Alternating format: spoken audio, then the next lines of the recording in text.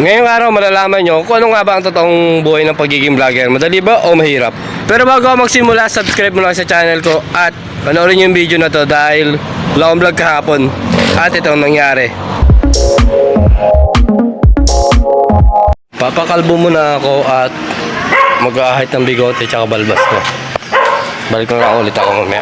Tapos na tayo sa buhok ngayon, bigote at balbas naman.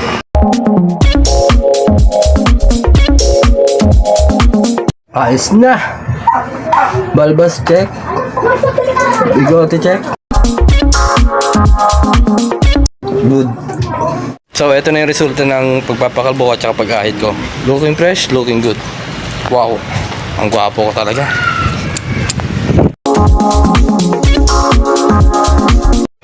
Picture muna ako para sa ID. So, tayo magpa-picture ngayon. Punta tayo sa National Bookstore. I get my picture, tsaka nabili na rin ako sa National Bookstore. Hindi ko alam kung anong ginagawa ko dito sa loob ng mall. Naghanap ako ng ayos akong cellphone, kaso mamahal. Wala silang available, tapos di kaya ng budget. 2K lang budget ko, tapos ang paggawa 3,500, 4,000, 5,000. Di kaya, kailangan ko muna mag-ipon. Kaya ngayon, take na lang ako dito sa mall. So, tara, makbay muna tayo.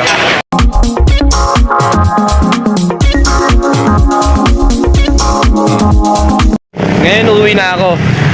Kasi, ang mahal ng tripod din pala sa mall. Sa TikTok na lang ako bibili para sigurado at mura pa. Tapos, sa cellphone, papagawa ko sa cellphone ko isa. Kaso, ang nangyari, mahal talaga, di kaya ng budget ko. Tapos, saan pa ba? Wala naman bago sa mall. Ganun pa rin. So, uwi na ako, biyahe na ako. Maya na lang ulit.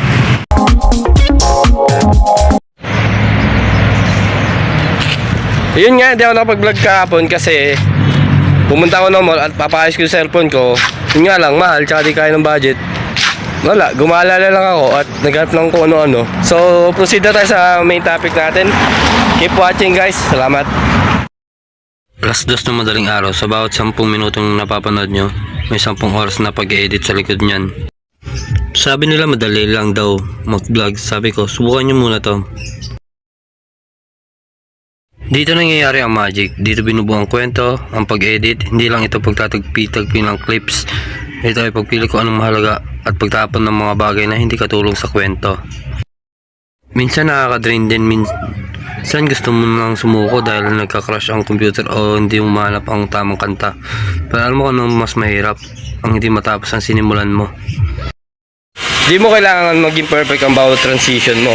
Ang kailangan matapos mo ang video at may upload to. Success is 1% talent, 99% kape at uyat. Gusto mo mabot ang 10,000 subscribers, kailangan mahalin mo yung proseso. Pati paghihirap sa harap ng monitor. Pagod pero sulit. Kung ikaw sinisimula mo lang ang pangarap mo, huwag kang matakot mapuyat. Basta siguraduhin mo may natatapos ka. Mag-comment, panong oras ka natatapos mag-aral at magtrabaho. Laban lang, kita-kits sa next vlog.